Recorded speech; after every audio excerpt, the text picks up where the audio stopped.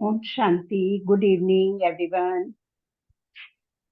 आज हम फिर से universal human values for societal transformation session 3 के लिए जुड़े हैं।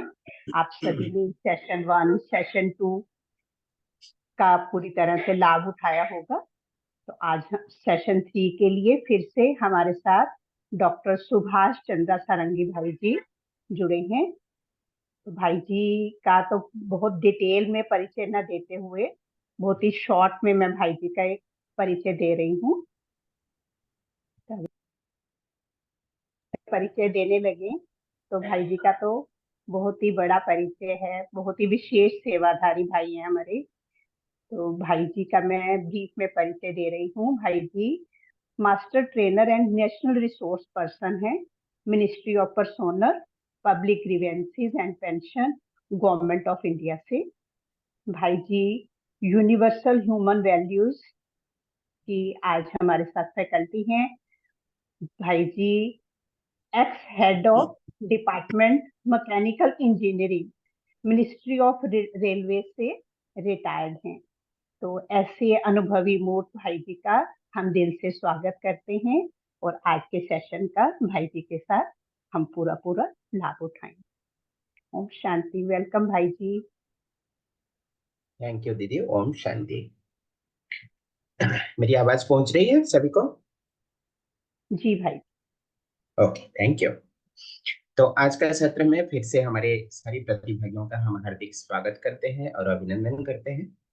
और जैसे आप लोगों को पता है कि इसके पहले दो सत्र हम कंडक्ट कर चुके हैं ऑनलाइन।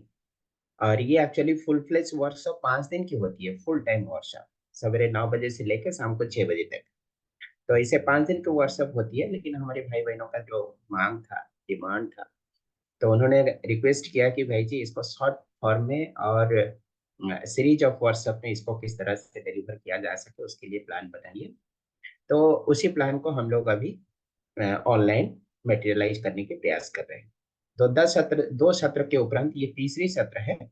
और इसके बाद फिर चौथा सत्र, अंतिम सत्र भी रहेगा, जो कि अगले महीने में। तो मैं स्क्रीन शेयर करता हूँ, फिर आप लोगों को स्लाइड दिखा के आगे ले चलता हूँ। स्लाइड अगर दिख जाए तो मुझे थोड़ा सा बता दीजिएगा। जी दिखाई दे रही है। जी, थैंक यू। तो universal human values, a tool for development of human consciousness and societal transformation, इसको हम लोग कहते हैं सार्वभौमिक मानवीय मूल्य और ये मानव चेतना का विकास तथा सामाजिक रूपांतरीकरण के लिए एक अनोखा साधन है। तो आज का सत्र जो है ये S3 यानी सेशन 3 है, और चौथा में से 3 सत्र, तीसरा सत्र ये चल रहा है। मैं फुल स्क्रीन कर देता हूँ ताकि आप लोग देख सकें। तो इस तरह से हमारी S1 S2 S3 हो चुका है, 16/3 17/3, और आज का डेट है 14/4, और फिर 18/5 को इसका अंतिम सत्र। तो इसके पहले एक बार क्विज लिंक हम लोगों ने शेयर किया था, और आप लोगों ने काफी अच्छे रेस्पॉन्स किए हैं उसके। क्विज का पर्पस ये नहीं कि कौन पास हुआ कौन फेल हुआ उसको तय करना, रादर क्विज का पर्पस ये होता है कि हमने जो कुछ सुना या समझा उसको हम उत्तर के रूप में लिख पाए, ताकि हमारी एक रिवीजन जैसा हो जाए, हमारी एक प्रैक्टिस हो जाए। उतना ही उद्देश्य है बस। उसी तरह से सेकंड लिंक ऑफ क्विज और अंतिम लिंक S4 के बाद में होगा, यानी 18/5 को जब सत्र समाप्त होगा तो चारों सत्रों का एक समराइज्ड क्विज रहेगी, उसको भी आप लोग अटेंड करिएगा। इसके पहले जो हम लोग डिस्कस कर चुके थे उसको थोड़ी सी मैं रिमाइंड कर देता हूँ, ताकि हमारी एक कंटेक्स्ट बन जाए। हम लोग बात किए थे कि what is the difference between price and value. और ये एग्जाम्पल के रूप में हम लोगों ने देखा था कि जैसे मेडिसिन की एक प्राइस होती है, चाहे कैप्सूल हो, टैबलेट हो, या इंजेक्शन हो, इसकी एक प्राइस होती है जिसको MRP भी हम कह सकते हैं, मैक्सिमम रिटेल प्राइस प्राइस। तो ये प्रिंटेड फॉर्म में हमें दिखाई देती है, लेकिन इसकी वैल्यू उससे कई गुना ज्यादा होता है। क्योंकि कोई कोई मेडिसिन होती है, भले उसकी प्राइस 100 रुपये या 500 रुपया हो सकती है, लेकिन वो जान बचाने के लिए भी हमें जरूरत पड़ सकती है, तो उसका वैल्यू उससे कई गुना ज्यादा हो सकती है। उसी तरह से हमने ये भी देखा था कि एक भोजन की थाली है तो हो सकता है कि ये 100-150 रुपया में बाजार से हमें मिल रही हो, रेस्टोरेंट में हम खा रहे हो, लेकिन इसका वैल्यू इससे कई गुना ज्यादा भी हो सकती है, क्योंकि शरीर को पोषण प्रदान करता है, कैलोरी प्रदान करता है, कार्य करने के लिए हमें क्षमता प्रदान करता है। तो इससे पता चलता है कि प्राइस यूजुअली एक लोअर लेवल की बात होती है और उसका वैल्यू, तो कमोडिटी का वैल्यू उससे कई गुना ज्यादा होती है। इसी तरह से हमने ये भी देखा था कि डेफिनेशन के रूप में कि कोई भी एक एंटिटी यानी कोई भी एक इकाई इस संसार में जो कुछ भी है, चाहे पदार्थ हो, चाहे जीव संसार हो या जड़ संसार हो, कोई भी एक कमोडिटी हो, प्रोडक्ट हो, तो उसका वैल्यू तय होती है कि वो उससे बड़ी व्यवस्था में कितनी हद तक भागीदारी कर सकती है। उदाहरण के तौर पे हमने देखा था कि एक कलम का वैल्यू क्या है। कलम को हम लिखने के लिए इस्तेमाल करते हैं, यानी पेपर के साथ इसका इंटरफेस होती है। एक यूजर भी रहता है जो लिखने वाला, तो लिखने वाला के द्वारा पेपर के ऊपर वो कितना क्लैरिटी और कितनी वैल्यूएबल चीज लिख सकता है, वो है पेन का वैल्यू। और पेन की प्राइस हो सकता है कि 10 रुपया, 20 रुपया या 50 रुपया भी हो सकती है। So the value of a pen is what it can write. Writing means it is the participation of a pen in bigger order, जो कि ह्यूमन बींग और एक पेपर पीस हो सकती है। तो उससे बड़ी व्यवस्था में इसकी प्रतिभागिता की मात्रा कैसी है, कितनी है, वो उसका वैल्यू को तय करता है। उसी तरह से हमारी जो आंखें हैं, आंखों की वैल्यू क्या है। हम आंखों को इस्तेमाल करते हैं, शरीर का एक अंग है और एक साधन है जिसके माध्यम से हम दुनिया की वस्तुओं को देख सकते हैं। So it is used for seeing. उसी तरह से एक वेजिटेबल प्लांट, उसका वैल्यू क्या है। मान लीजिए एक जानवर, एक पशु कोई एक पेड़ पौधा को खा के अपनी पेट भरता है, जीवन निर्वाह करता है, तो उस पौधे का वैल्यू हम समझेंगे कि वो उस पशु को कितना पोषण प्रदान कर सकता है, जीवन जीने के लिए वो उसका भागीदारी कितनी है। और वही उसकी बड़ी व्यवस्था में भागीदारी की बात होगी। It provides nutrition to the animals and also humans. तो ये हो गया उसका वैल्यू। उसी तरह से बड़ी मुद्दा ये आती है कि हम लोग ह्यूमन बींग है, यानी मानव है, तो हमारी भी कुछ वैल्यू होगी। और वैल्यू का मतलब हम उसी स्टाइल से अगर डिफाइन करना चाहेंगे तो हमें पता चलेगा कि हम हमसे कोई बड़ी व्यवस्था में कैसी भागीदारी कर सकते हैं। हमसे बड़ी व्यवस्था क्या हो सकती है, हमारी नेचुरल या accepted participation in the larger order, जो कि सहज स्वीकृति के भाव से, जिसको हम लोग कहते हैं नेचुरल तरीका, सहज स्वीकृति के भाव से हमसे कोई बड़ी व्यवस्था दुनिया में हो, इस अस्तित्व में हो, जिसके साथ में हमारी इंटरफेस हो रही हो और हम उसमें भागीदारी या सहभागिता कर पा रहे हो। उदाहरण स्वरूप लार्जर ऑर्डर में हम किसको ले सकते हैं।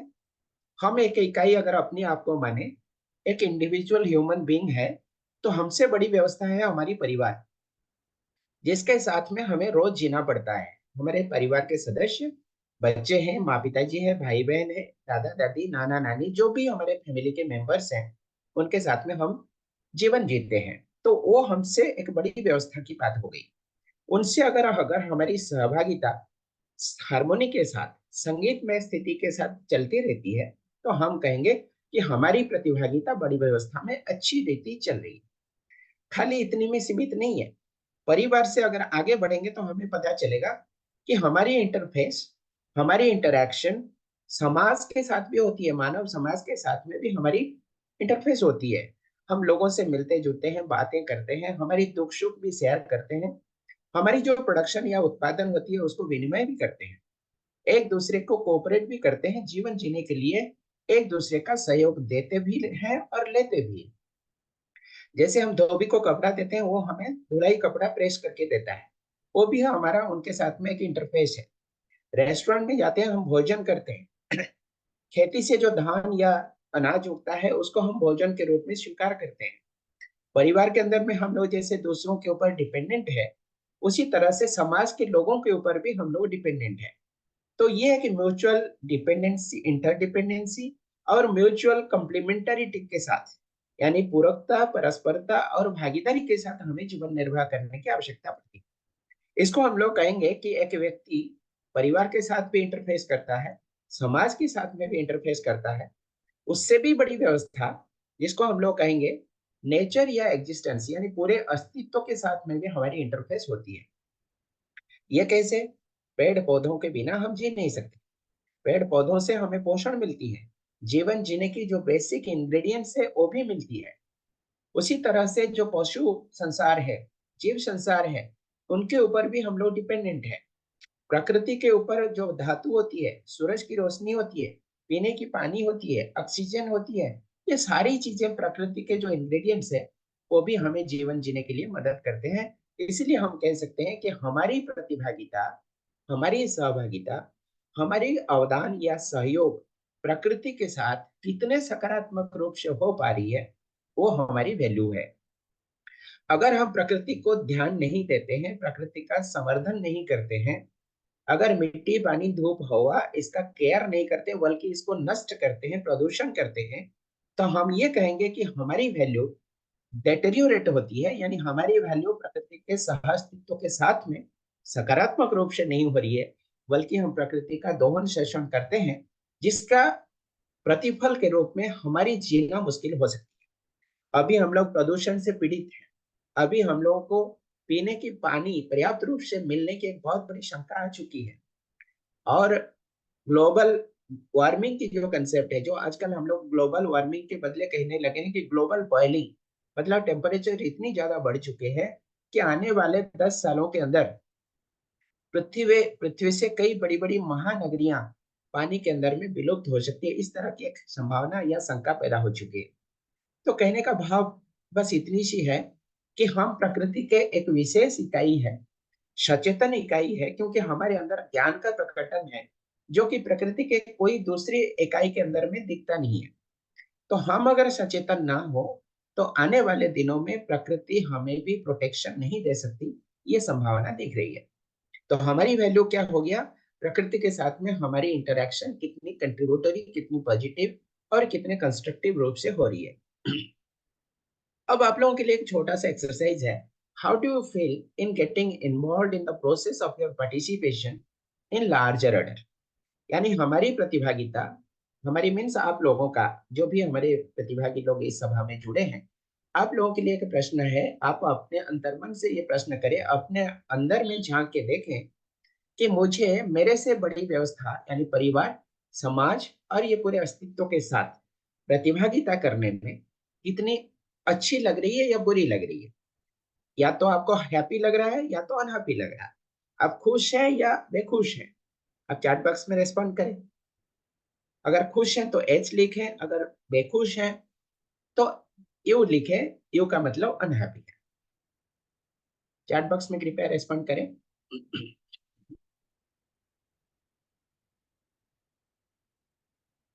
चैट बॉक्स में, हाँ, प्रियंका जी लिख रहे हैं happy.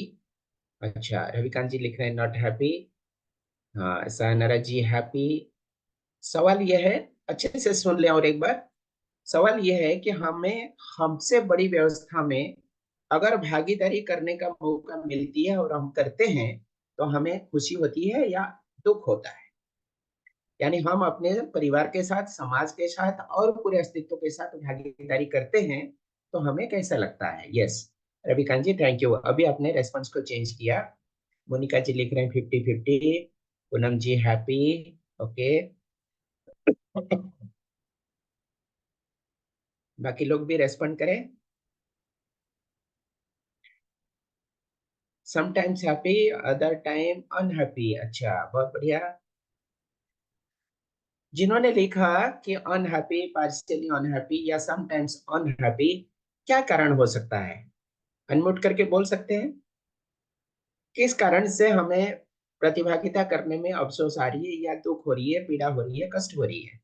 Sometimes happy, sometimes unhappy क्यों है, बोल सकते हैं?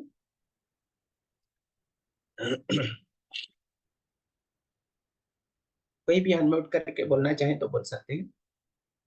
देखिए, अगर मैं थोड़ी सी आपको और हिंट्स दे दूं, अगर हमें कोई एक कमरे के अंदर में बंद करके रख दें और हमें उस कमरे से बाहर निकलने ना दें, भले उसी कमरे के अंदर में भोजन मिल जाए, हमारी नेचुरल कॉल अटेंड करने के लिए वहां पर टॉयलेट बाथरूम की व्यवस्था भी हो जाए, फिर भी हम एक कमरे में हमेशा कैद की तरह पड़े रहें, हमें अच्छा लगेगा या नहीं लगेगा?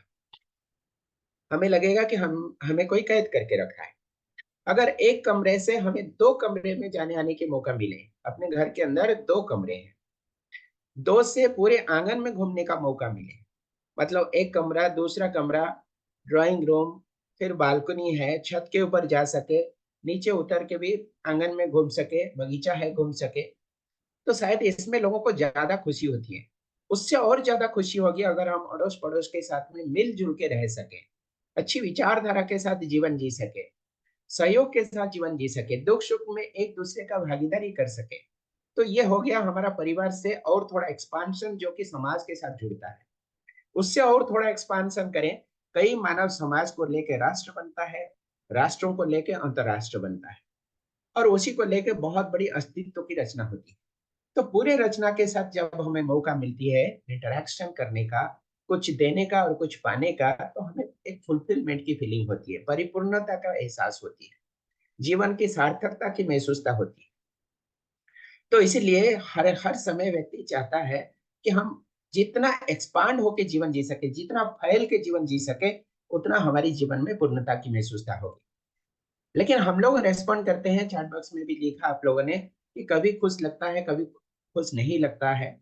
इसका कारण ये हो सकती है कि समाज के अंदर में जो स्थिति है, हमें सहयोग मिलता है, कभी कभी धोखा भी मिलती है, हम लोगों को विश्वास नहीं कर पाते हैं, लोग भी हमें विश्वास नहीं कर पाते हैं, मन के अंदर में ईर्ष्या द्वेष की भावना है, डर की भावना है, समाज के अंदर काफी भय की वातावरण है, धन का भी भय है, जीवन का भी भय है।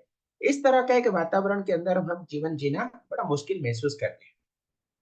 जी, ममता बहन लिख रहे हैं, रेस्ट्रिक्शन से और different behaviour with different persons में भी reason. Yes, very good, thank you Mamta बहन। आपने लिखा है कि लोगों का भिन्न भिन्न आचरण है, उनकी कंडक्ट निश्चित नहीं है, अनिश्चित आचरण के साथ मनुष्य बदलाव के साथ बिहेवियर करते हैं। मतलब इस पल कुछ अच्छी बात करें तो अगला पल में कुछ धोखेबाजी की बात भी कर सकते हैं, और मनुष्य को पहचानना भी बड़ी मुश्किल महसूस होती है, अंदर में कुछ भावना और दिखावा कुछ और कार्रवाई करते हैं, इसलिए उनको ट्रस्ट करना, उनके साथ में जीवन निर्वाह करना, साथ साथ जीना बड़ी मुश्किल महसूस होती है। तो ये हो जाती है कि हमारी मजबूरी, एक होता है हमारी अंतर्मन चाहता क्या है, और दूसरा होता है कि मजबूरी से हम करते क्या है। अगर आप सहज स्वीकृति के रूप में देखें तो हर मानव चाहता है कि हमें ऐसा एक समाज मिले, परिवार मिले, जहां पर हम मन का मिलन हो, दुख सुख में हम भागीदारी करें, विचार की समन्वयता रहे, संगीत में व्यवस्था रहे, एक दूसरे के साथ हंसी मजाक के साथ खुशहाली जिंदगी के साथ हम जीवन जी सके। ये हर मानव की चाहत है, मौलिक चाहत है। लेकिन कुछ ऐसी मजबूरियां हैं, सामाजिक स्थितियां हैं, जिसके कारण हम इसको प्राप्त नहीं कर पाते हैं।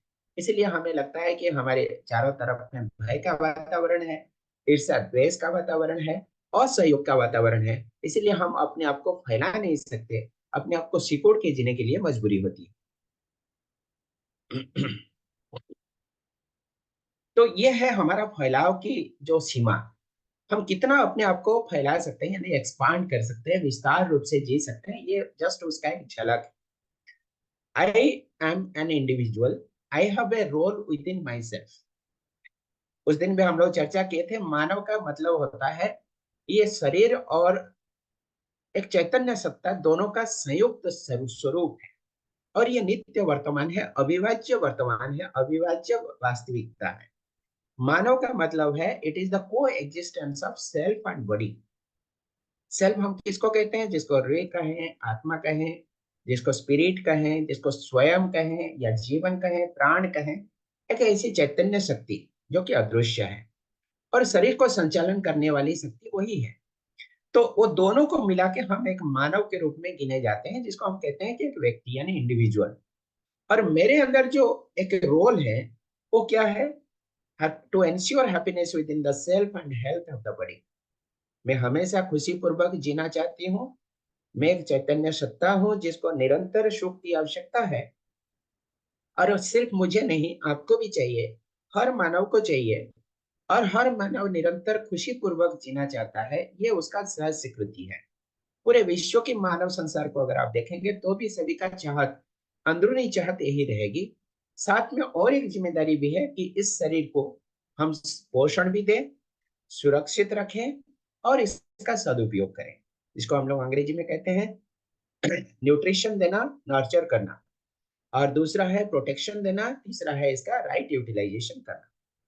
तो हम एक व्यक्ति के रूप में, जो कि चैतन्य और जड़ वस्तु, जड़ शरीर, ये दोनों का संयुक्त स्वरूप है, उसमें हम तीन मेजर रोल करते हैं। एक रोल हो गया मैं निरंतर सुख पूर्वक जीना चाहता हूँ। दूसरा मेजर रोल हो गया शरीर का संवर्धन, पोषण और सदुपयोग करना चाहता हूँ। फिर उससे ज्यादा हम एक्सपांड करते हैं, अपने आप को और फैलाते हैं, तो हमारा परिवार भी हमें नजर आता है। परिवार के साथ में हमारा कुछ रोल भी डिफाइंड है, जिसको हम लोग संबंध पूर्वक जीने के प्रयास करते हैं और हमेशा समृद्ध महसूस करना चाहते हैं। आप भी अपने आप को पूछ के देखें, हर मानव का अंदर से यही चाहत मिलेगा कि हम परिवार के साथ समन्वय के साथ, अच्छी अंडरस्टैंडिंग के साथ, सबका मन मिलन हो और भाव का आदान प्रदान के साथ जीवन जी सकें, और हमेशा हम समृद्ध महसूस करें, जिसको प्रॉस्पेरिटी के वर्ड से लिखा गया है।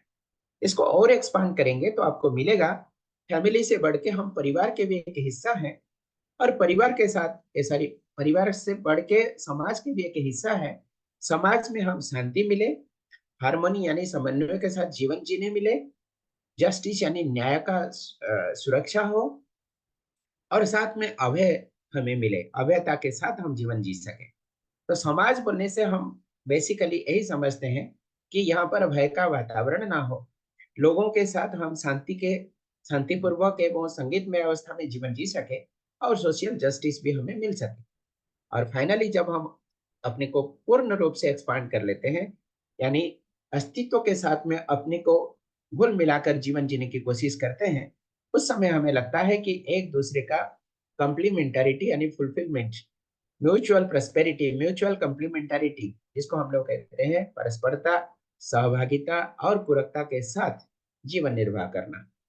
और इसका एक बहुत अच्छा मॉडल भी हम लोग देखा, सेकंड सेशन और फर्स्ट सेशन में भी देखे थे, कि प्रकृति के जितनी भी इकाइयां हैं, चाहे वो जड़ इकाई, चाहे वो चैतन्य इकाई, चाहे वो पदार्थ का संसार हो, चाहे पेड़ पौधों वनस्पति का संसार हो, चाहे जीव का संसार हो, जिसको हम लोगों ने देखा था कि मेटेरियल ऑर्डर या फिजिकल ऑर्डर, बायो ऑर्डर और एनिमल ऑर्डर, ये तीनों के आपस में बहुत अच्छी हार्मोनी है।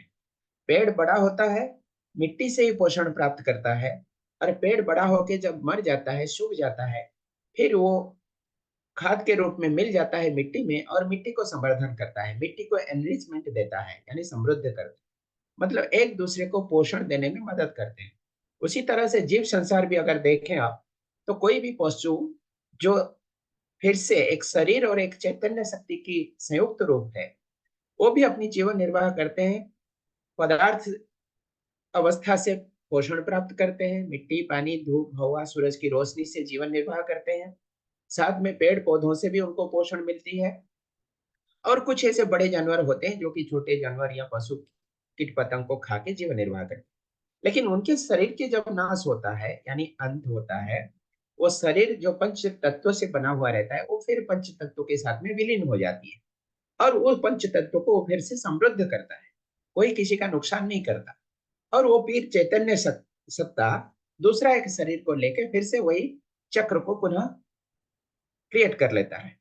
तो इससे पता चलता है कि दुनिया में जितने भी इकाइयां हैं, जड़ हो या चैतन्य हो, आपस में प्राकृतिक नियम के द्वारा वो लोग संचालित है, और परस्परता पूरकता के साथ में जीवन निर्वाह करते हैं, सिर्फ मनुष्य को छोड़ के। क्यों छोड़ के?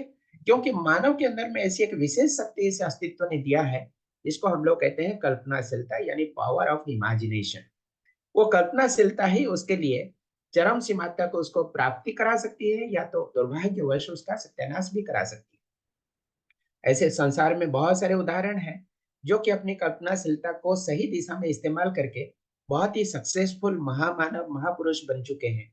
और ऐसे बहुत सारे उदाहरण हैं जो अपनी कल्पनाशीलता यानी पावर ऑफ थॉट्स को लेकर दुनिया में ऐसे कुछ कर्म किए हैं, जो कि आज भले दुनिया उसको याद तो करती है, लेकिन नकारात्मक रूप से देखती है, घृणा दृष्टि से देखती है, और उनकी याद आती है तो मन के अंदर में भय का वातावरण सृष्टि होती है।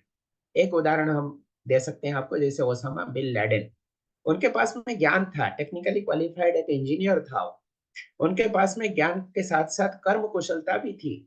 ही was a very highly skillful engineer, लेकिन उनकी जो एटीट्यूड था, उनके अंदर जो वैल्यू का डोमेन था, उनकी जो नजरिया था, उनकी जो दृष्टिकोण था, वो नकारात्मक था, डिस्ट्रक्टिव था। समाज के अंदर में वायलेंस, टेरर यानी भय का वातावरण क्रिएट करने की दिशा में वो प्रेरित हुआ करता है। इसीलिए उनके अंदर में जो कुछ भी रिसोर्स था, संसाधन के रूप में था, ज्ञान था, कार्य कुशलता संपन्न थे, वो सारे चीजों को उन्होंने डिस्ट्रक्टिव डायरेक्शन में यूज किया। इसलिए आज अगर वो याद आते भी हैं तो मानव समाज के अंदर में वो एक आतंकवादी के रूप में याद आते हैं। तो ये सारी चीजों को आप अगर एनालिसिस करेंगे तो आपको मिलेगा कि मनुष्य के अंदर में ये जो पावर है इमेजिनेशन का, क्रिएटिविटी का, ये पावर को हम या तो एक्सट्रीम पॉजिटिव एंड में यूज कर सकते हैं, या तो एक्सट्रीम निगेटिव एंड में यूज कर सकते हैं, या तो एक्सट्रीमली पॉजिटिव और एक्सट्रीमली निगेटिव, ये दोनों के कंटिन्यूम के अंदर में कहीं भी प्लेस कर सकते हैं, स्थापित कर सकते हैं। तो ये है हमारा कुल मिलाकर फैलाव, यानी expansion. We can expand ourselves up to a limit, up to infinity we can say. अंतिम जो कि अस्तित्व का सबसे विशाल रूप होती है, वहां तक हम अपने आप को फैला के जीवन जी सकते हैं, जिसमें हमें पूर्णता की एहसास मिल सकती है। This is the complete expanse of our living. तो ये सारी बातें हम लोग पिछले सेशन में कर चुके थे। हमने ये भी देखा था कि मनुष्य, मानव जो है, ये संयुक्त तो स्वरूप है दो वास्तविकताओं का। एक है जड़ शरीर और दूसरा है एक चैतन्य शक्ति। कुल मिलाकर ये ह्यूमन बींग के रूप में प्रकटन होती है। इसको हम लोग कहते हैं संयुक्त स्वरूप या को एग्जिस्टेंस। और हमने ये भी देखा था कि शरीर की आवश्यकताएं अलग है और सेल की आवश्यकताएं भी अलग है। दोनों की आवश्यकता भिन्न होने के कारण हमें दोनों को अलग अलग ध्यान देने की जरूरत है। शरीर की कोई भी आवश्यकता स्वयं के द्वारा यानी सेल के द्वारा पूरा नहीं हो सकती, और सेल की जो आवश्यकताएं हैं उसको शरीर के द्वारा पूरा नहीं किया जा सकता। ये सबसे बड़ी ट्रूथ है। इसको भी हम लोगों ने उस दिन समझा था। जैसे उदाहरण के लिए हमने ये भी देखा था कि नीड्स ऑफ द बॉडी यानी शरीर की आवश्यकताएं, ये शरीर से संबंधित होती है, और सेल्फ की जो आवश्यकताएं हैं ये सेल्फ से संबंधित होती है। ये फिजियोकेमिकल यानी भौतिक रासायनिक वास्तविकताओं से प्राप्त होती है, और स्वयं की जो नीड है वो नॉन फिजियोकेमिकल यानी अभौतिक साधनों से, सोर्स से प्राप्त होती है। इसलिए ये इनटेंजिबल कहे जाते हैं। इसकी सीमा होती है यानी लिमिटेड आवश्यकताएं होती है, इसकी नॉन लिमिटेड आवश्यकताएं होती है। जैसे सेल्फ की आवश्यकताएं, उस दिन भी हम लोग बात किए थे कि इनको इसको सुख चाहिए, निरंतर सुख चाहिए, सम्मान चाहिए, प्रेम चाहिए, विश्वास चाहिए, गौरव चाहिए, वात्सल्य चाहिए, जो कि स्वयं की आवश्यकताएं हैं। और इसको अगर हम कोई भौतिक या भौतिक रासायनिक चीजों से खोजने की प्रयास करते हैं, तभी हमारी प्रयास सफल नहीं हो पाता। इसलिए हम दुखी होते हैं, पीड़ित होते हैं।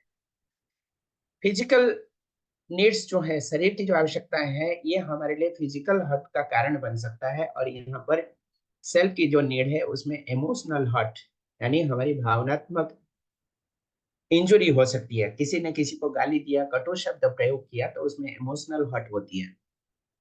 ये मात्रात्मक होती है शरीर की आवश्यकता है, और यहाँ पर गुणात्मक आवश्यकताएं होती है। जैसे हमें 4 रोटी की जरूरत पड़ सकती है, 1 किलो आलू की जरूरत पड़ सकती है, शरीर की आवश्यकताएं हैं। एक गाड़ी, 2 गाड़ी की जरूरत पड़ सकती है। लेकिन स्वयं की जो आवश्यकताएं है वो क्वालिटेटिव यानी गुणात्मक है। इसका मतलब हमें स्नेह की आवश्यकता है, प्रेम की आवश्यकता है, सम्मान की, विश्वास की आवश्यकता है, और उसको हम तोड़ नहीं सकते। कभी हम ये नहीं कहते कि हमें 4 किलो विश्वास चाहिए, 2 लीटर सम्मान चाहिए, ऐसा कभी हम नहीं कहते, क्योंकि वो मेजरेबल नहीं है।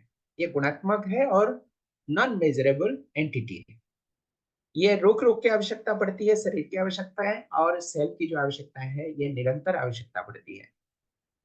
ये फिजिकल डायमेंशंस की होती है, जिसकी रूप, आकृति होती है, सीमाएं होती है, बाउंड्री होती है।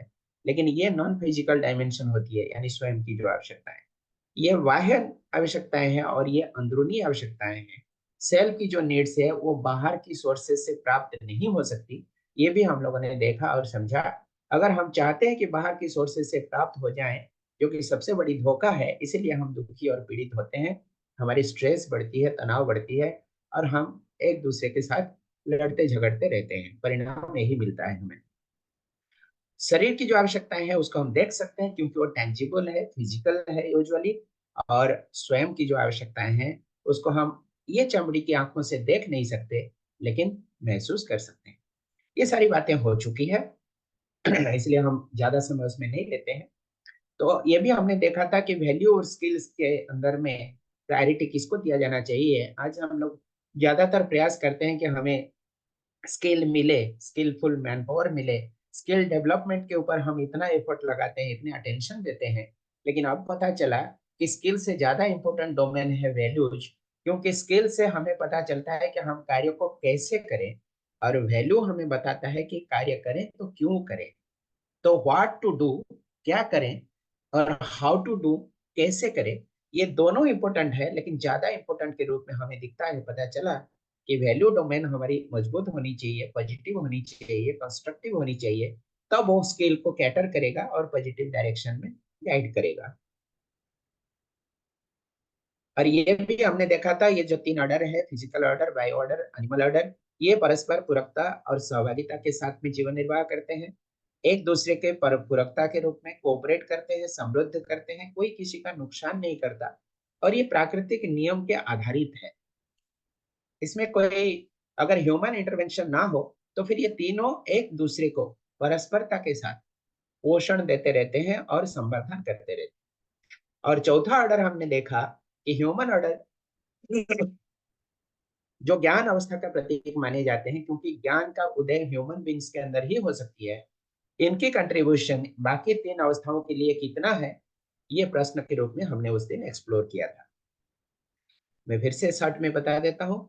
पदार्थ अवस्था के बिना प्राण अवस्था टिक नहीं सकती, और पदार्थ अवस्था प्राण अवस्था के बिना जीव अवस्था टिक नहीं सकती, और पदार्थ अवस्था प्राण अवस्था और जीव अवस्था के बिना ज्ञान अवस्था यानी मानव टिक नहीं सकता। तो मानव के लिए तीनों की आवश्यकता तो है ही, अवश्यंभावी है, अनिवार्य है। लेकिन मानव का अवदान ये तीनों के लिए कितना सकारात्मक है, कितना मानव इनके साथ में परस्परता पूरकता के साथ जीवन निर्वाह करता है, ये बहुत बड़ा प्रश्न है। इसलिए क्वेश्चन मार्क दिया गया। तो आज हम लोग कुछ और नई बातें करेंगे। उस दिन हमने ये भी देखा था कि यह शून्य, यह व्यापक, ये जो इनफाइनाइट स्पेस है जिसके अंदर में हर एक इकाइयां हैं। कौन सी इकाइयां हैं? जड़ इकाइयां और चैतन्य इकाइयां हैं। और ये सारी इकाइयां इसके अंदर में संपृक्त है, यानी डूबी हुई है, घेरी हुई है और भींगी हुई है। और ये शून्य व्यापक के अंदर में गर्भित होने के कारण, और ये पूर्णता के ओर, क्योंकि व्यापक सत्ता पूर्ण है, इसमें और कुछ जोड़ा नहीं जा सकता, इससे कुछ घटाया नहीं जा सकता, यह संपूर्ण है। और ये शून्य व्यापक के अंदर में जो कुछ भी इकाइयां हैं, वो हमेशा पूर्णता की ओर प्रेरित रहते हैं। पूर्णता को प्राप्त करने की प्यास रहता है, क्योंकि वो व्यापक जो है वो पूर्णता है, पूर्णता का पहचान है। तो ये व्यापक जो है ये ना एक है ना अनेक है, क्योंकि इसकी सीमा या बाउंड्री नहीं होती है। ये इसको असीम कहते हैं, पारदर्शी कहते हैं, यानी जिसको ट्रांसपेरेंट कहते हैं, जिसके कारण हम एक दूसरे को देख सकते हैं, कोई ऑब्जेक्ट या वस्तु को भी देख सकते हैं। इसको अनंत भी कहते हैं, अखंड कहते हैं, पूर्ण कहते हैं। ये किसी एनर्जी या कोई एक्सटर्नल फोर्स के द्वारा प्रभावित नहीं होता है, इसलिए इसको अप्रभावित कहते हैं। अद्वितीय कहते हैं क्योंकि इसका कोई सब्स्टिट्यूट नहीं है। नित्य कहते हैं because it is present permanently, पहले भी था, आज भी है और हमेशा रहेगा। और यही सबसे मूल ऊर्जा है, इसको सूक्ष्मतम ऊर्जा कहते हैं। और यह सर्वत्र विद्यमान है, इसलिए ओमनी प्रेजेंट कहते हैं। पारगामी है, it can penetrate any object, चाहे ट्रांसपेरेंट हो या ओपेक हो, सबको पेनिट्रेट कर सकता है, भेद कर सकता है, इसलिए पारगामी कहते हैं। आज हमारे नजर में जितनी भी ऊर्जा के स्रोत है, चाहे वो बिजली की ऊर्जा हो, चाहे पानी यानी हाइड्रो इलेक्ट्रिक एनर्जी हो, न्यूक्लियर एनर्जी हो, सोलर एनर्जी हो, विंड एनर्जी हो, थर्मल एनर्जी हो, सारे एनर्जी, सारी ऊर्जाओं के स्रोत हमें इस प्रकृति अस्तित्व से ही मिलता है मूलतः। इसलिए इसको मूल ऊर्जा सभी को समान रूप से प्राप्त होता है, इसलिए इसको साम्य ऊर्जा, और निरपेक्ष रूप से प्राप्त होता है, इसलिए इसको निरपेक्ष ऊर्जा भी कहते हैं। और यही primary source of all energy माने जाते हैं। तो यह जड़ इकाइयों को भी मिलती है और चैतन्य इकाइयों को भी मिलती है। और हमने ये भी देखा था कि तीन ऐसे विशेष क्रियाएं होती है, भौतिक क्रिया, रासायनिक क्रिया, जीवन क्रिया। चार अवस्थाएं होती है, physical order, bio order, animal order और ह्यूमन ऑर्डर, ज्ञान अवस्था। और ये कैसे अभिव्यक्त होते हैं इसको भी हम लोगों ने देखा था कि क्रियाशीलता के रूप में, पेड़ पौधों के अंदर स्पंदनशीलता के रूप में, और जीव संसार में सेंसिटिविटी या संवेदनशीलता के रूप में, और मानव के अंदर कल्पनाशीलता के रूप में प्रकट होते हैं। इसमें चार विशेषताओं को हमने ऑब्जर्व किया था। मैं शॉर्ट में बता देता हूँ। पहली विशेषता ये है कि मूल ऊर्जा जड़ इकाइयों के माध्यम से, इकाइयों के द्वारा भौतिक क्रिया के माध्यम से पदार्थ अवस्था में क्रियाशीलता के रूप में प्रकट होते हैं। फिर वही मूल ऊर्जा चैतन्य इकाइयों के अंदर रासायनिक क्रिया के द्वारा प्राण अवस्था में स्पंदनशीलता के रूप में प्रकट होते हैं। वही मूल ऊर्जा चैतन्य इकाइयों के अंदर जीवन क्रिया के माध्यम से जीव अवस्था में स्पंदनशीलता के रूप में प्रकट होते हैं। और चौथा है, वही मूल ऊर्जा चैतन्य इकाइयों के अंदर जीवन क्रिया के माध्यम से ज्ञान अवस्था में कल्पनाशीलता के रूप में प्रकट हो। इसकी बातें ऑलरेडी हो चुकी है, हमने जस्ट उसको रिव्यू करा दिया ताकि आप याद कर पाए। आज हम लोग कुछ नया बात करेंगे। एक अच्छी कंसेप्ट है कि आज की दुनिया में लोग इतनी दुखी क्यों है, पीड़ित क्यों है, और हमेशा तनावग्रस्त क्यों रहते हैं। एसबीडीटी जो लिखा है ये एक बहुत अच्छी कंसेप्ट है। बड़े बड़े मनोवैज्ञानिकों ने इसको निकाला, लिखा। एसबीडीटी का मतलब है साधन विहीन दुखी दरिद्र। इसका मतलब क्या है? ऐसे कुछ लोग होते हैं जिनके पास में कोई साधन सुविधाएं नहीं है और इसी के कारण वो दुखी दरिद्र है। ऐसे लोग दुनिया में है ही है, आपको पता ही है। नीचे में लिखा है एसएसडीडी, यानी साधन संपन्न और दुखी दरिद्र। ये क्या होती है? साधन संपन्न दुखी दरिद्र का मतलब इनके पास में सारी सुविधाएं हैं, साधन भौतिक सुविधाएं हैं, साधन है, फिर भी ये लोग दुखी दरिद्र रहते हैं, जिसको हम लोग कहते हैं materially affluent, still unhappy and deprived महसूस करते हैं, कभी खुश नहीं हो पाते, हमेशा अफसोस के साथ में जीवन जीते हैं।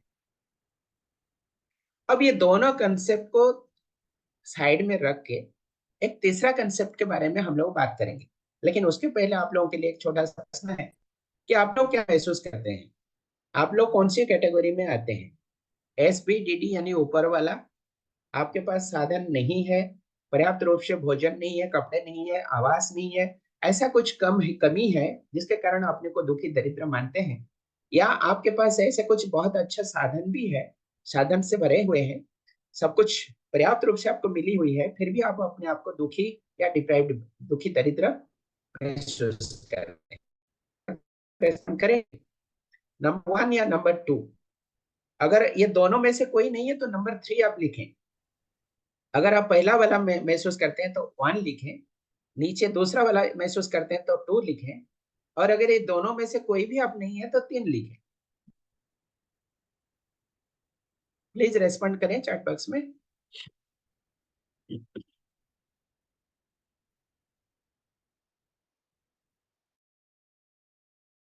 जी, नीता जी very good. Priyanka ji 2 number. अच्छा, पूनम जी 3। बहुत बढ़िया। और कुछ करें, इंटरेक्टिव मोड में रहने की कोशिश करें तो अच्छा रहेगा। चैट बॉक्स में रेस्पॉन्ड करना एक बहुत अच्छी आदत है जी। और कोई रेस्पॉन्ड करना चाहते हैं? चलिए, हाँ, सानारा जी 3 लिख रहे हैं। मतलब हम दुखी दरिद्र नहीं है, हमारे पास जो कुछ भी हो या ना हो उसमें हम दुखी दरिद्र नहीं है। तीसरा सेकंड नंबर जो ले रहे हैं उनका भावना यही है कि हमारे पास साधन हो तो भी हम दुखी नहीं है, साधन ना हो तो भी हम दुखी नहीं है। अब हम लोग एक्सप्लोर करेंगे कि ये 3 नंबर वाली कंसेप्ट होती क्या है।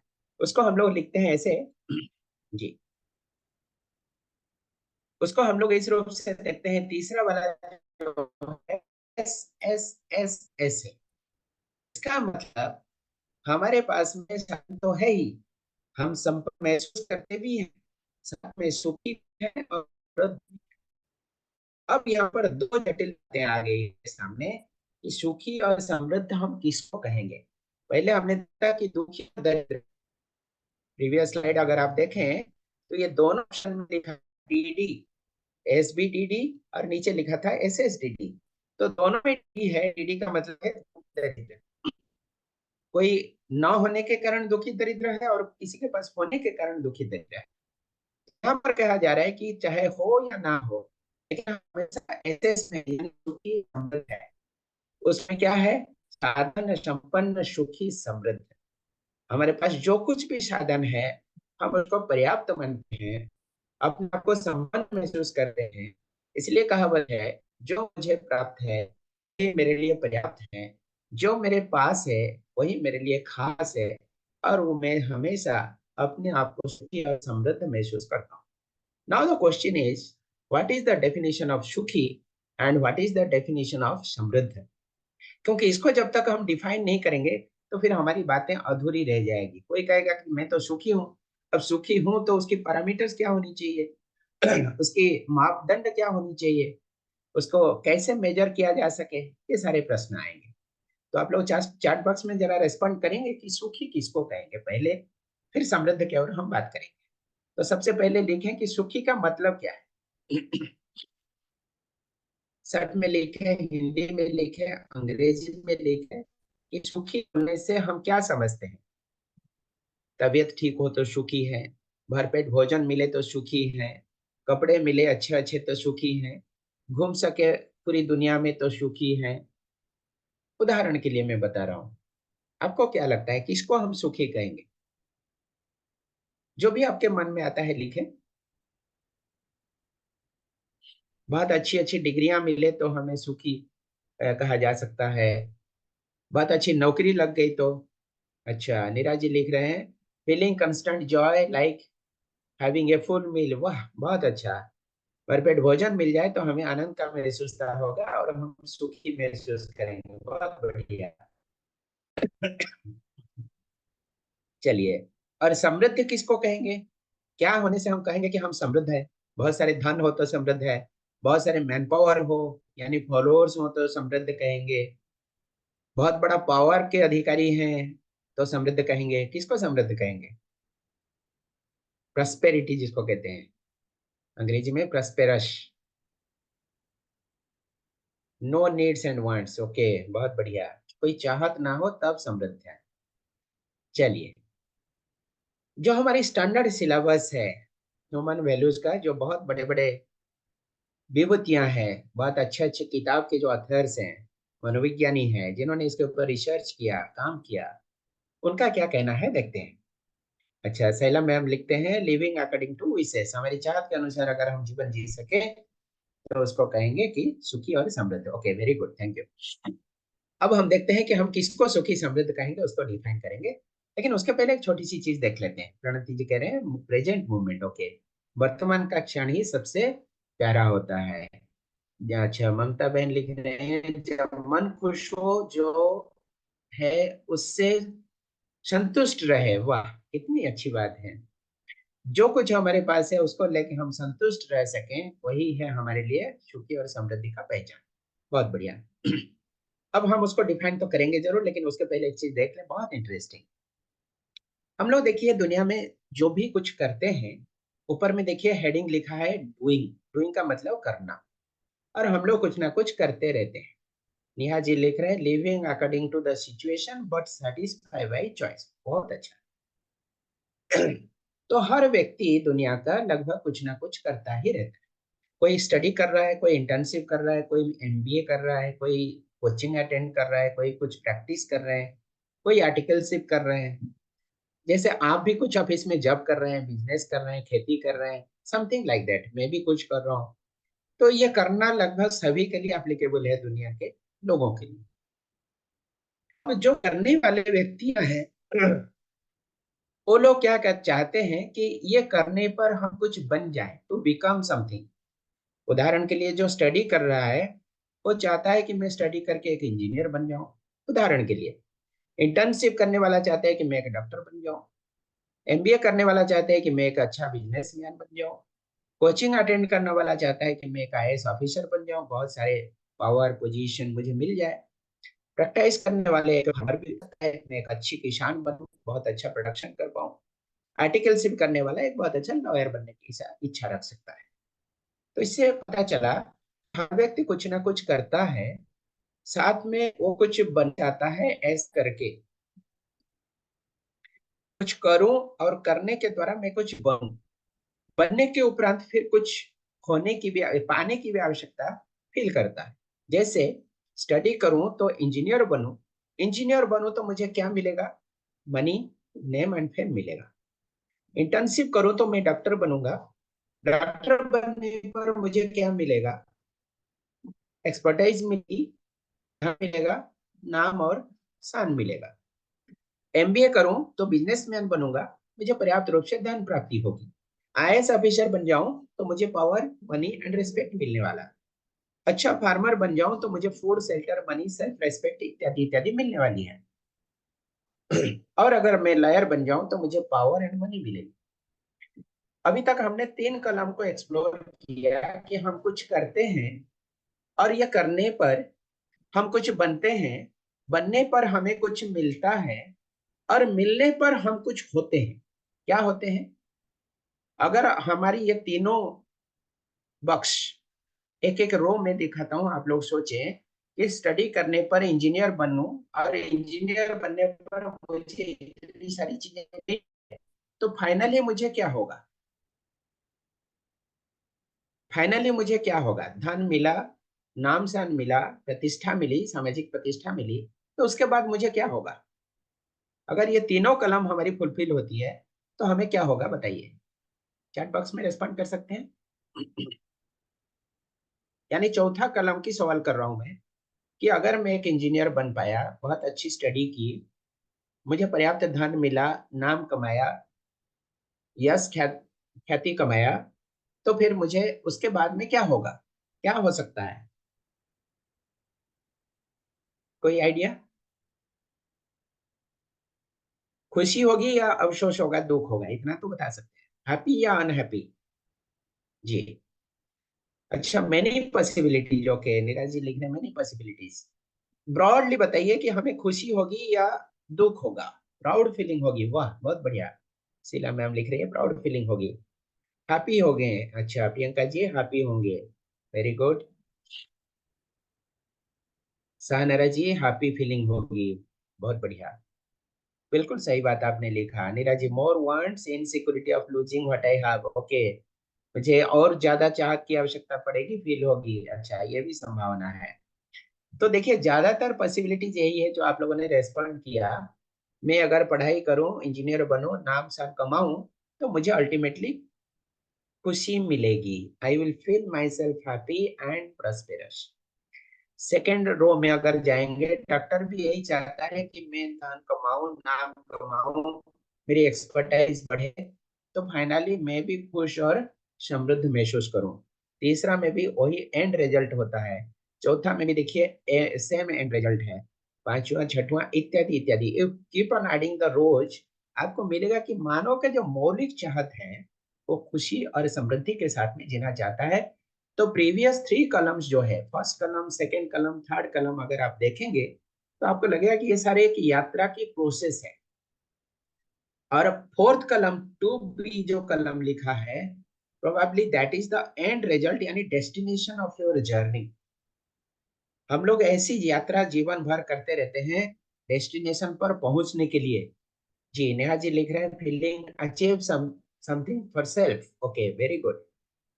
तो हम लोग जिंदगी भर मोस्टली क्या करते हैं, इस तरह की यात्रा तो करते रहते हैं, लेकिन चौथा कलम की जो बात है ये कईयों के लिए फुलफिल होती होगी और कईयों के लिए फुलफिल नहीं भी होती है। तो जहां फुलफिल हो गई, यानी हम अपने आप को खुशी और समृद्ध महसूस करते हैं, जिनकी होती है, आनंद से जीते हैं, सुख संतोष के साथ जीवन जीते हैं। अगर ये फोर्थ कलम प्राप्त नहीं हुआ तो तीनों कलम में हम अटक जाते हैं, उलझ जाते हैं, और हमारी जिंदगी भर चलती रहती है, लेकिन पूर्णता का भाव हमारे अंदर आ नहीं पाती। इसी तरह से और उदाहरण, कोई रिसर्च करने वाला है, वो चाहता है कि मैं एक साइंटिस्ट बन जाऊं, कोई पेंटिंग करने वाला एक आर्टिस्ट बन जाऊं। क्या मिलेगी उसमें? साइंटिस्ट को ज्ञान मिलेगा, सम्मान मिलेगा, धन मिलेगा।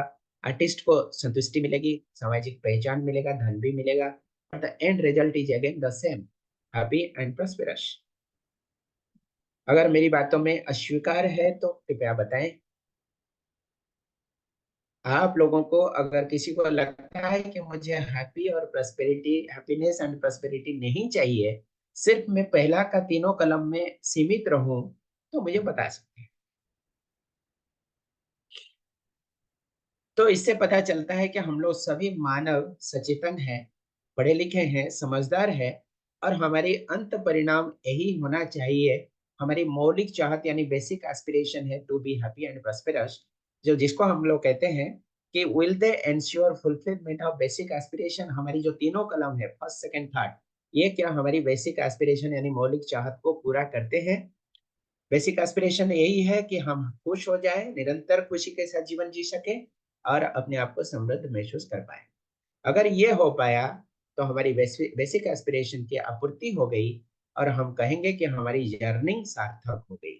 जी, नीरा जी लिख रहे हैं, this is a very idealistic scenario, many times people go for all this and ultimately feel empty inside. Very good, so nice observation. And lonely and maybe guilt. बहुत बढ़िया। नीरा जी का ये ऑब्जर्वेशन है, वो कहते हैं कि ये सारी प्राप्तियां हमें फर्स्ट सेकंड थर्ड के अंदर में उलझन में फंसा देती है, और अंत में हमें कभी लगता है कि हम अंदर से एम्प्टी है, खाली खाली है, कुछ भी नहीं मिला, जिंदगी गुजर गई, कुछ भी हम कर नहीं सके, प्राप्त कर नहीं पाए, और अधूरापन की भावना के साथ जीवन जीने के लिए मजबूर फील करते हैं। तो ये बहुत अच्छी एनालिसिस है, हर मानव के लिए लगभग ये लागू ही होता है। अब भाई हम लोग डिफाइन करते हैं कि आप लोग बताएं पहले, फिर हम बताएंगे। एक्सपर्ट की जो ओपिनियन है, एक्सपर्ट की जो डेफिनेशन है, उनका डेफिनेशन को हम फिर चर्चा में लाएंगे। आपने कहा हैप्पीनेस, पहले भी बहुत सारे रेस्पॉन्सेस आ चुके हैं। आपने कहा कि हैप्पीनेस का मतलब चाहत के अनुसार कार्य कर पाना, और हमारी जो डिजायर्स है उसकी आपूर्ति हो जाना। और कुछ रेस्पॉन्स आप देना चाहें तो दे सकते। खुशी हम किसको कहेंगे? हैप्पीनेस।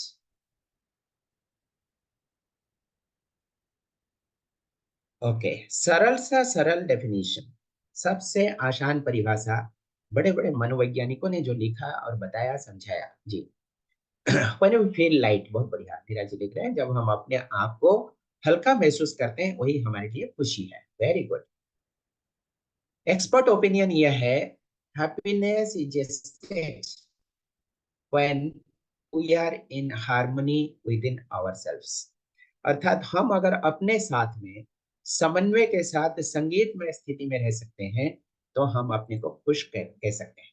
सेल्फ कंटेंटमेंट, सैला में हम लिख रहे हैं, बहुत अच्छा, आत्मसंतुष्टि। तो simplest definition of happiness is to be in a state of harmony. अस्वीकार करने की प्रयास करें तो मुझे बहुत खुशी होगी। अगर आप इसमें सहमत ना हो तो बताएं। हम जब अपने साथ, अपने अंदर में हार्मनी के साथ यानी संगीतमय स्थिति में रहते हैं, किसी भी तरह के अंतर विरोध ना हो, नो अपोजिशन, विरोधाभास ना हो, विरोध भाव ना हो, किसी वस्तु के प्रति, किसी व्यक्ति के प्रति, किसी परिस्थिति के प्रति, इवन स्वयं के प्रति। क्योंकि हम बहुत सचेतन हैं, हमारे अंदर में विचारशीलता की बहुत बड़ी पोटेंशियल है, पावर ऑफ इमेजिनेशन हमारी एक अक्षय शक्ति का भंडार है, और वही हमें दिशा दिखाती रहती है, हमेशा संचालित करते रहती है, और हम लोग ना जाने मिली सेकेंड्स के अंदर में पूरा विश्व को तय करते रहते हैं। इतनी हमारी पावर है, भावना के माध्यम से हम बहुत कुछ करते हैं।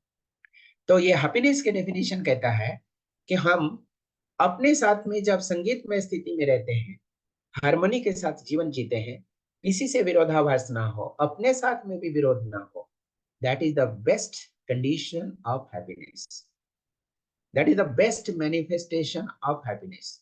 खुशी की वही सबसे अच्छा प्रकटन है, अभिव्यक्ति है। Now coming to the definition of prosperity, समृद्धि किसको कहेंगे? प्रॉस्पेरिटी एक ऐसी स्थिति है जहां पर हमारी आवश्यकता से हम ज्यादा उत्पादन कर सकते हैं, that is prosperity. The feeling of having और producing more than the required physical facility, यानी सुविधा जो संग्रह करते रहते हैं हम, चाहे वो आहार हो, आवास हो, कपड़े हो, गाड़ी हो, किसी तरह की साधन हो, लैपटॉप हो, स्मार्टफोन हो, टेलीविजन हो, चश्मा हो, कुछ भी है जो हमारी आवश्यकता के रूप में हम महसूस करते हैं कि हमारी नीड है, उससे हम ज्यादा उत्पादन करने में सक्षम है, तो उसको हम प्रॉस्पेरिटी यानी समृद्धि कहते हैं। और हर मानव चाहता है मौलिक आवश्यकता के रूप में हम निरंतर खुशी से जिएं और समृद्धि का महसूस करें। ये कंटिन्यूटी में अगर हो जाती है तो मानव की मौलिक चाहत की आपूर्ति हो जाती है और मानव अपने आप को पूर्ण महसूस करता है और ये पूरे अस्तित्व के साथ में पूर्ण प्रतिभागिता करने के आनंद उसको प्राप्त। यहाँ पर एक छोटा सा उदाहरण दिखाते हैं आपको। क्या दिख रहा है आपको छवि में, लिखे चैट बॉक्स में। एक बहुत अच्छी एक्सरसाइज करेंगे अभी। क्या है छवि में, प्लीज रेस्पॉन्ड करें जी।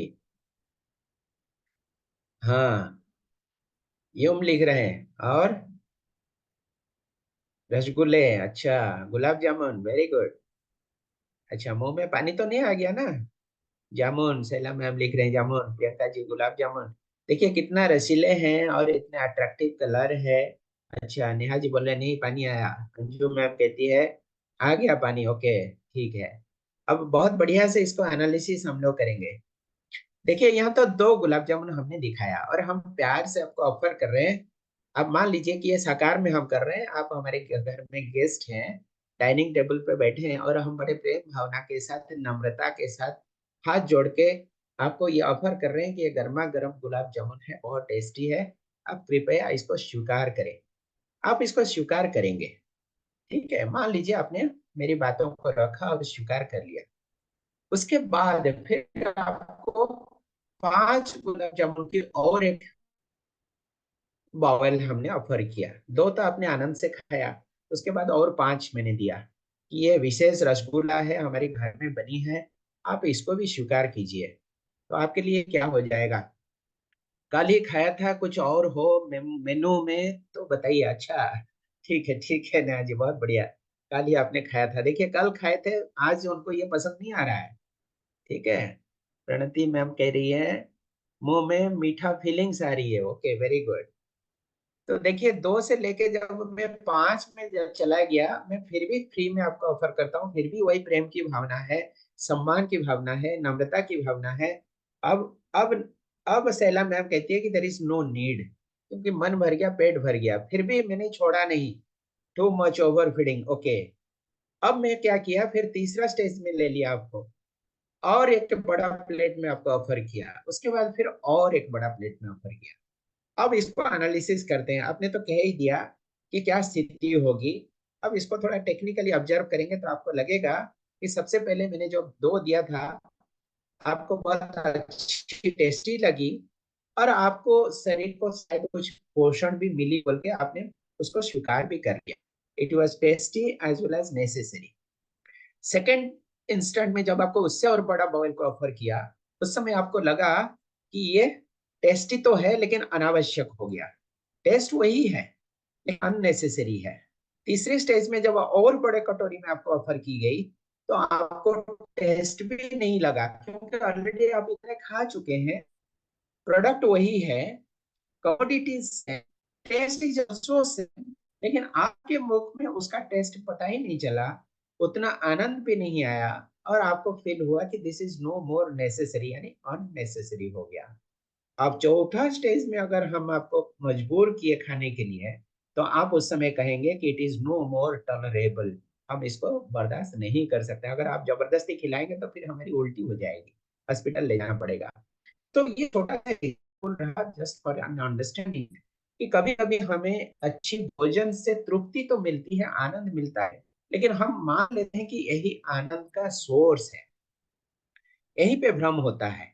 अगर रसगुल्ला गुलाब जामुन से हमें सही में आनंद मिल रहा होता, तो फिर every added gulab jamun should have given added pleasure to everyone, लेकिन ऐसा तो होता नहीं है। अगर गुलाब जामुन ही रियली खुशी की सोर्स होती, आनंद का सोर्स होता, तो फिर जितने गुलाब जामुन खाते जाते तो हमारी आनंद की मात्रा, खुशी की मात्रा बढ़ती जाती। ऐसी तो होती नहीं है, rather it becomes intolerable, it becomes tasteless. तो इसको हम कहते हैं कि ये सारक भी हो सकता है, मारक भी हो सकता है। अर्थात जो हमारी इंद्रियों की संवेदनाओं को तृप्त करने के लिए उद्दिष्ट है, चाहे वो प्रोडक्ट हो, कोई भी वस्तु हो, कोई भी मनुष्य, जो हमारी पांच संवेदनाएं हैं, आंख है, कान है, जीभ है, इस तरह से फाइव सेंसरी ऑर्गन्स है। ये सेंसरी ऑर्गन से जो सुख प्राप्त करने की चाहत है, वो हमें निरंतर सुख प्रदान नहीं कर सकता, और हम उसको भ्रम में मान लेते हैं कि यही हमें सुख प्रदान करेगा। सुख और निरंतर रूप से प्राप्त होने वाली सुख कोई भी एक्सटर्नल सिचुएशन, एक्सटर्नल प्रोडक्ट के ऊपर कभी डिपेंडेंट नहीं होती। ये हमारी एक अंदरूनी स्थिति है। हम अपने लिए खुशी क्रिएट खुद ही कर सकते हैं, हम अपने लिए दुख का क्रिएशन भी खुद ही कर सकते हैं। उदाहरण के लिए मान लीजिए आपको हम ऐसा स्वादिष्ट भोजन खिला रहे हैं, घर में एयर कंडीशन है, बहुत कंफर्टेबल लग्जरी एनवायरनमेंट में आपको बिठाया है, घर में बैकग्राउंड में म्यूजिक चल रही है, बहुत सॉफ्ट म्यूजिक है, आप एकदम पीसफुल जॉयफुल मूड के साथ में, आनंद के साथ में भोजन कर रहे हैं। अब आपको लग रहा है कि मैं तो अभी खुश हूँ। अब उसी समय आपके मोबाइल फोन पे ऐसा आता है कि आपका कोई बहुत क्लोज रिलेटिव जो विदेश में रह के पढ़ाई कर रहे थे, जॉब कर रहे थे, उनका रोड एक्सीडेंट में हेड इंजरी हो गई है और वो हॉस्पिटल में आईसीयू में एडमिटेड है। ऐसी स्थिति में आपके सामने जितनी भी टेस्टी गुलाब जामुन हो, जितने भी लग्जूरियस एयर कंडीशनड रूम हो, जितनी भी कंफर्टेबल सराउंडिंग में आप बैठे हो, फिर भी वो सारा चीज शायद आपके लिए मूल्यहीन साबित होगा। आपकी मन की स्थिति डिस्टर्ब होने लगेगी। आपका जो बॉडी की पैरामीटर्स, बायोलॉजिकल पैरामीटर्स है, ब्लड प्रेशर है, हार्ट बीट है, वो भी डिस्टर्ब होने लगेगा। इससे सिद्ध होता है कि ये जितने भी सारे एक्सटर्नल प्रोडक्ट्स हैं, कमोडिटीज है, सिचुएशंस है, वस्तु हैं, लोग हैं, वो सब साइड हो सकते हैं, लेकिन मेरी मन की स्थिति संपूर्ण रूप से मेरे हाथ में है। It is just a thought जो हमें ट्रिगर करता है, हमारी मानसिक स्थिति को स्टिमुलेट करता है, और हम अंदर में सुख या दुख का महसूसता करते हैं। इन अदर वर्ड्स हम ये कह सकते हैं कि we are the creators of pain and we are also the creators of pleasure. दुख या सुख की उत्पत्ति हम स्वयं ही अपने लिए करते हैं, और यही सबसे बड़ा सत्य है। हम स्वावलंबी है सुख दुख क्रिएट करने में अपने लिए। आगे बढ़ते हैं।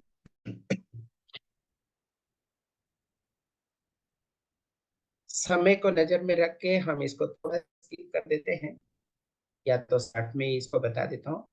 ये एक स्टेटमेंट है, यहाँ लिखा है कि I make my parents happy, और सेकंड स्टेटमेंट लिखा है कि what is naturally acceptable to me, मुझे सहज स्वीकृति के रूप में, यानी एक फंडामेंटल डिजायर के रूप में मेरा अंतर्मन क्या कहते हैं, I want to make my parents happy all the time. अगर ऐसी स्थिति हुई तो are this two in harmony और कंट्राडिक्शन, अर्थात पहला statement I make my parents happy, मैं मेरी माँ पिता को खुश रखना चाहता हूँ और मैं उनको हमेशा खुश रखना चाहता हूँ ऑल द टाइम। अगर ये दोनों आपको स्वीकार्य लगता है, आपका अंतर्मन इसको स्वीकार लेता है, तो क्या कहेंगे, आप हारमोनी में है, आप अपने साथ में संगीतमय स्थिति में है, और ये आपके लिए कंफर्टेबल स्थिति भी है। नीरज जी लिख रहे हैं कंट्राडिक्टरी। ऐसे कंट्राडिक्टरी है, अगर आप चाहते हैं कि मैं पेरेंट्स को खुश रखूं और आप हमेशा उनको खुश रखना चाहते हैं और यही आपको स्वीकार्य है, फिर आप हार्मनी में है अपने साथ, क्योंकि आप जो चाहते हैं वो हो रहा है, और आप अपने अंदर में खुद को कंफर्टेबल महसूस करते हैं। फिर दूसरी स्टेटमेंट दिखाता हूँ, अभी क्लैरिटी आ जाएगी। Sometimes I get angry with them, कभी कभी मैं गुस्सा कर लेता हूँ मेरी मम्मी पापा के साथ, और जब मैं गुस्सा कर लेता हूँ, angry is not naturally acceptable to me, I really want to stay calm all the time, मैं शांत रहना चाहता हूँ, लेकिन गुस्सा करने में मुझे अंदर से अंतर्विरोध फील होती है, क्योंकि ये मुझे सहज रूप से स्वीकार्य नहीं है। मानव शांतिपूर्वक जीना चाहता है, गुस्सा करना नहीं चाहता है। गुस्सा अगर कभी कर भी लेता है मजबूरी से या परिस्थिति वश, तो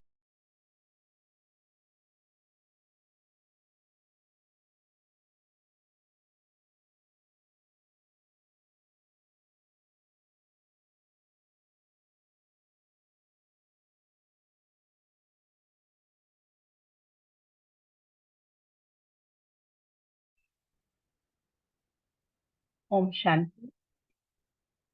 हाँ, भाई जी का शायद कुछ नेटवर्क इश्यू हो गया था। अभी भाई जी ने फिर से ज्वाइन किया है।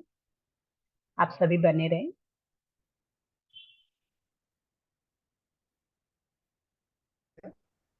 थोड़ा डिस्कनेक्शन हो गया था। अभी ऑडिबल है? जी भाई। अभी ऑडिबल है? जी। जी भाई। तो हम ये बात कर रहे थे। जी। तो जब हम अपने चाहत के अनुसार दुनिया के साथ में बने रहते हैं तो उस समय हम अपने को हार्मोनी में महसूस करते हैं, और यह हमारे लिए कंफर्टेबल महसूस होता है। एच और सी, हार्मोनी एंड कंफर्टेबल। जब हम कभी कभी गुस्सा करते हैं, यानी औरों के साथ हमारी भाव विचार सकारात्मक नहीं हो पाता कोई कारण से, तो उस समय हम हार्मोनी के बदले कंट्राडिक्शन यानी अंतर्विरोध की महसूस करते हैं, और उस समय हमें अनकंफर्टेबल महसूस होता है। और यही हमारा दुख सुख का मेन कारण है। छोटी सी इक्वेशन है। हम अपने साथ में संगीतमय हैं, तो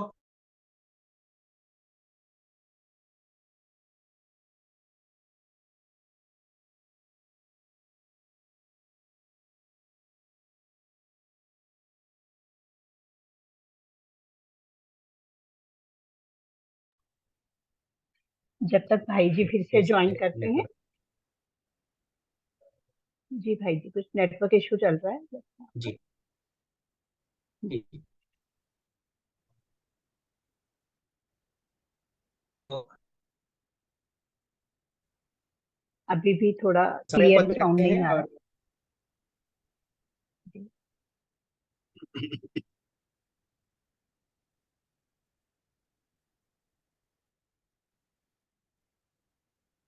जी, समय का ध्यान में रखते हुए हम थोड़ा सा सेशन को फास्ट फॉरवर्ड में ले लेते हैं। अभी आवाज आ रही है? अभी आवाज आ रही है? जी भाई जी, आ रही है। जी आ रही है भाई। जी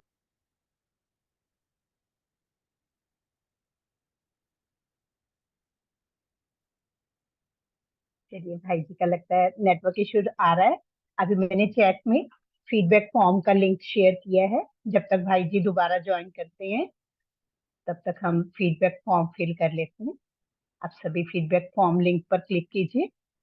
और आज के सेशन आपको कैसा लगा, आप अपना फीडबैक जरूर दीजिएगा, ताकि इससे हमें सहयोग मिलता है ताकि आगे के सेशंस को आपके लिए और भी बेहतर बनाने के लिए। जी।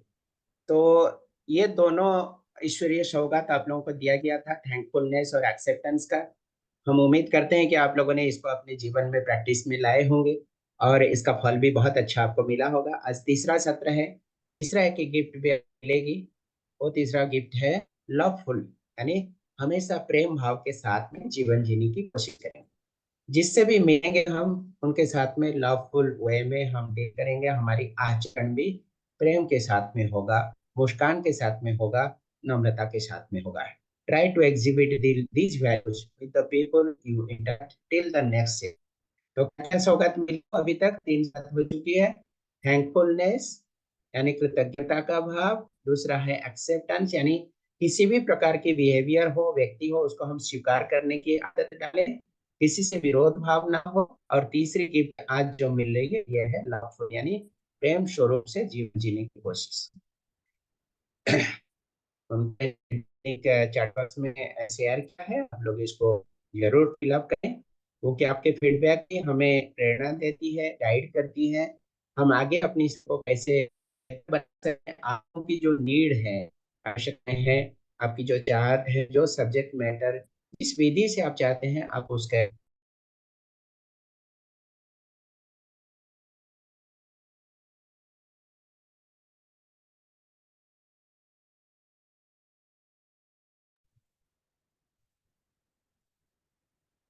आप में से जिन जिन भाई बहनों ने फीडबैक फॉर्म फिल कर दिया है वो चैट बॉक्स में वाई वाई लिख सकते हैं। Yes yes. ग्रुप में भी फीडबैक फॉर्म कोई का लिंक प्रश्न हो? शेयर किया जाएगा। जी। आप में से किसी भी भाई बहन के कोई क्वेश्चंस हो तो अनम्यूट करके पूछ सकते हैं भाई जी से।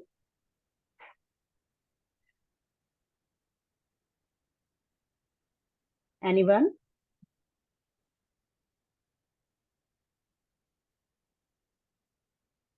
वैसे तो भाई जी आपने बहुत ही डिटेल में और बहुत ही अच्छे तरीके से सभी को सेशन के दौरान ही आपने बहुत अच्छे से बताया पावर पीपीटी के थ्रू।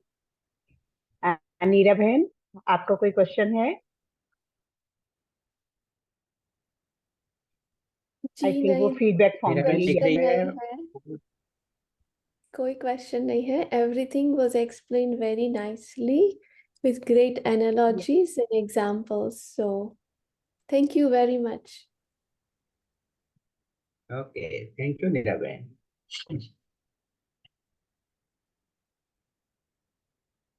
थैंक यू भाई जी।